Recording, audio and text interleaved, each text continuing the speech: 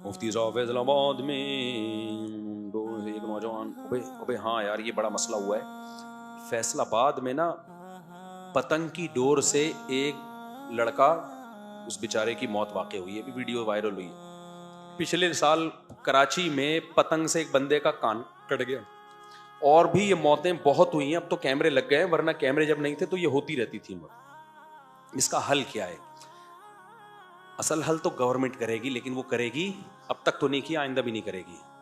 तो अवाम को ऐसे मौके पे अपना डिफेंस खुद करना चाहिए। दो काम करो, एक तो बाइकों पे आगे वो लगाओ, वो तारा, वो एक आती है वो जो है ना। दूसरा, कोई कमबख्त पतंग उड़ाता हुआ नजर आए ना, सारे मोहल्ले के लोग मिलके उसको कूटें। समझ रहे हो? ये ना कहें कि डाकू है, वरना तो लोग मार ही देंगे उसको। बोले पतंग उड़ा, दो चार लगाएं, ज्यादा नहीं, कम से कम दो चार तबर्रुकन। जो भी पतंग उड़ा रहे हैं ना, देखो गवर्नमेंट पे मत डालो, लोग कटते रहेंगे, मरते रहेंगे, यहां हुकूमतों को होश नहीं है।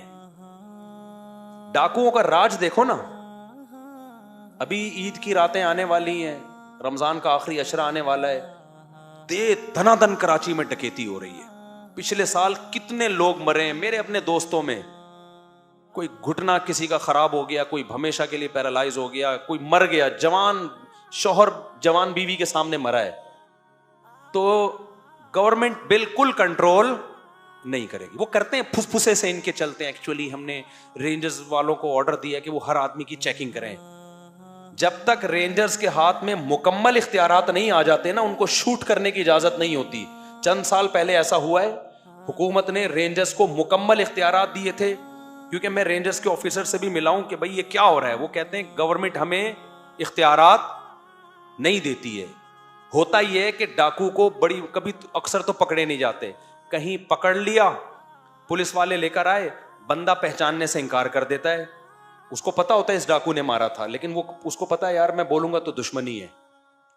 केस चलता है, बाज दफा वो लॉ ऐसा है कि जब कोई गवाही नहीं देगा, हर आदमी डर रहा है गवाही देते हुए, तो वो अदालत से छूट छाट के वो उनको ट्रेंड हो जाते हैं कि अब हमने ये वाली मिस्टेक नहीं करनी, अब हम दूसरे तरीके से हम डकैती करेंगे।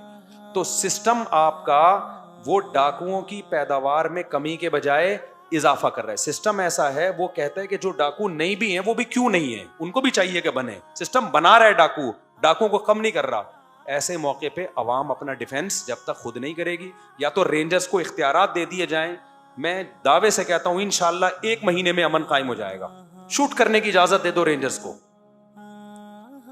इजाजत दो भाई, जो नजर आ रहा है ना जहां भी उड़ा दो उसको। कोई पत्थर से ना मारे मेरे दीवाने को, बम का जमाना उड़ा दो साले को। तो जब तक इस तरह कंट्रोल किसी एक पावर के हाथ में मुकम्मल नहीं आएगा, डाकुओं का कराची में राज रहेगा। और जब तक ये नहीं होता तो फिर अवाम अपना डिफेंस खुद करे। वो कैसे डिफेंस करेगी भाई? आपने लाइसेंस वाला असलहा रखें, जितने भी दुकानदार हैं। एक आदमी के पास असलहा होने से फायदा नहीं होता, वो पिस्टल निकालेगा, डाकू उसको मार देगा। सबके पास असलहा होना चाहिए। लाइसेंस वाला असलहा बन जाता है आराम से, कोई रॉकेट साइंस नहीं है इसमें। तो लोग हैं गली मोहल्ले के, उसमें क्या होगा भाई, डाकू आया छीनने के लिए, बंदूक रखी हुई है, तो इतनी तरफ से फायर हो कि डाकुओं को यह पता चल जाए भाई कराची की आवाम निहत्ती नहीं है। क्योंकि पब्लिक अगर उनको छोड़ेगी तो इसका मतलब आप और बेवा औरतों की तादाद में मजीद इजाफा कर रहे हैं। ये कमबख्त न किसी औरत को देखते हैं, न किसी मासूम बच्चे का ख्याल करते हैं। तो आप सब असलहा रखो मेरे भाई, लाइसेंस वाला असलहा हो। और उसका तरीका ये नहीं हो कि डाकू आए, आपने बहादुरी बन के वो मार देगा आपको 2 मिनट के अंदर। वो नहीं मारेगा, पीछे कोई बंदा खड़ा हुआ होगा, आप उठा के पकड़ा दो, ये भाई ये भी तुम्हारा, ये भी तुम्हारा, ये सब तुम्हारा। गली मोहल्ले में दूसरे लोग भी ये मंजर देख रहे हो, उनको पता हो कि असलहा हमारे पास भी है। तो जब बहुत से लोगों के पास होगा ना, देखो डाकुओं में तो सबके पास है, या तो किसी के पास भी ना हो, सिर्फ पुलिस के पास हो। जब पुलिस के अलावा भी इतने लोगों के पास है तो फिर सबके पास होगा। मैं इसकी एक मिसाल देता हूं। पहले जब गवर्नमेंट का लॉ ये था कि आप मोटर से पानी सक नहीं कर सकते, गवर्नमेंट पानी छोड़ेगी तो सबके नलों में पानी आएगा खुद ब खुद जितना आ जाए। अब जो भी मोटर लगा के पानी खींचता था, हम कहते थे गैर कानूनी हरकत है, पानी चोरी कर रहा है। लेकिन हुआ क्या, ये गैर कानूनी हरकत इतने लोगों ने की कि अब जो मोटर नहीं लगा रहा उसको हवा के अलावा कुछ भी नहीं मिल रहा, तो फिर ऐसे मौके पे क्या फतवा दिया जाएगा? भाई जितना तुम्हारा हक है उतना तो लो ना, कि तुम भी लगा लो मोटर, यही होगा, वरना तो तुम्हें मिलेगा ही नहीं। तो बात चीजें गलत होती हैं, लेकिन जब वो गलत कुछ लोगों ने कर लिया तो अब सबके लिए वो गलत करना पड़ता है। तो अब असलहा उसूली तौर पर सिर्फ पुलिस के पास होना चाहिए, लेकिन जब डाकुओं के पास इतना असलहा आ गया, इतना आ गया, तो अब भाई या तो उनको भी निहत्ता करो, उनको निहत्ता नहीं कर सकते तो फिर सब खरीदो, दे दनादन। हमारे पास अपने डिफेंस का इसके अलावा कोई ऑप्शन बोलो नहीं है, फिर सब खरीदें असलहा, रखो अपने पास लाजमी असलहा, और ऐसे नहीं रखो यहां करके डाकू फिर पहले ही तुम्हें गोली मारेगा।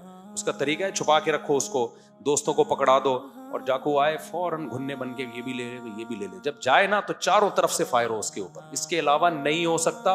और ये पतंग जो उड़ाता, देखो खेल बहुत सारे हमने भी खेले, लेकिन हमारे बाप ने हमें कभी पतंग नहीं उड़ाने दी।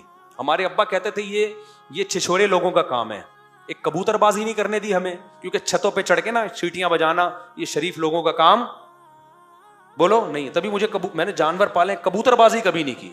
हमारे बाप दादाओं ने हमें बताया हुआ था बेटा ये शरीफ लोगों का काम कैसे कर रहा होता है, ये सीटें मार रहा होता है, घरों में औरतें परेशान होती हैं, वो पर्दा कर रही हैं बेचारी कि ये क्यों छतों पे चढ़ा हुआ है। तो यही काम होता है ना इनका, कबूतर पालना है वैसे पाल लो, बिजनेस के लिए पाल लो, घर में पाल लो, ये क्या छतों पे चढ़ के सीटियां बजा रहा है, गिरते भी हैं कबूतरों के चक्कर में, टांगे टूटती हैं। दूसरा, हमारे अब्बा ने हमें कभी पतंग उड़ाने नहीं दी। हमारे लड़के जाते थे ग्राउंड में, मुझे नहीं आती थी, मुझे पता था अब्बा ने देख लिया तो तबीयत से कुटेंगे। हमने ये सुना हुआ था बेटा ये शरीफ लोगों का काम नहीं है, क्योंकि इसमें भी यही होता है, छतों पे चढ़ रहे होते हैं, वो काटा, ये गोड़ा, ये छिछोरी आवाजें, सीटियां।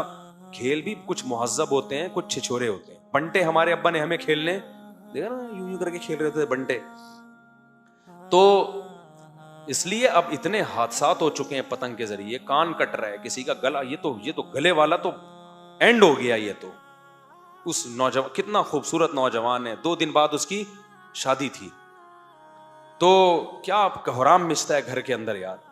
उसके बाद भी अगर कोई लाहौर में पतंग उड़ा रहा है, फैसलाबाद में पतंग उड़ा रहा है, और लाहौरी आराम से घुन्ने बन के गुजर रहे हैं, तो फिर तुम सबकी गर्दनें काट देनी चाहिए पतंगों से काट काट के ना।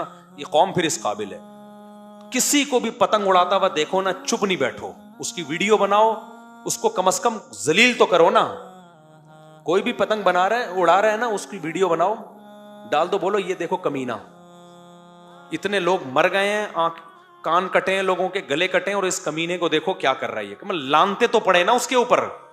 हम थोड़ी कह रहे कि उसको गोली से उड़ा दो, ऐसा ना कर देना कहीं, ये जायज नहीं है, लेकिन कुछ तो हो ना। हुकूमत भी कानून साजी जब ही करती है जब अवाम की तरफ से भरपूर एहतजाज होता है। ये जमहूरी हुकूमत है, इसमें हुकूमत अवाम को लेके नहीं चलती, पब्लिक हुकूमतों को लेके चल रही होती है।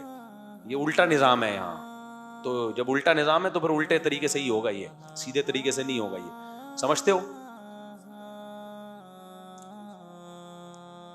इनके सगे भतीजे की भी गर्दन कटी है यहीं पे, समझ रहे हो? इसी रोड पे पतंग से गर्दन कटी है सगे भतीजे।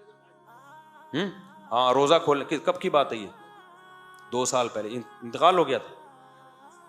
अच्छा, तो 2 साल पहले का वाकया है यहाँ पे, यहाँ कराची में। हालांकि कराची में तो पतंगबाजी कम है, तो ढीठ कौम है, लातों के भूत हाथों से नहीं समझते।